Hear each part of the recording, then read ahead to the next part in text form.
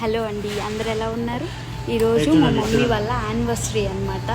Celebrate చేస్తున్నాము. హోటల్కి పిలుచుకొని వచ్చి ప్యారడైజ్ హోటల్లో సెలబ్రేట్. అది మీకు చూపిస్తాను, చూడండి. Claps! Happy anniversary mummy daddy. Daddy mummy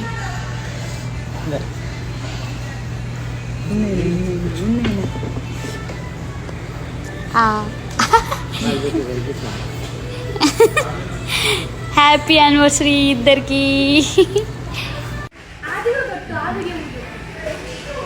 happy anniversary daddy.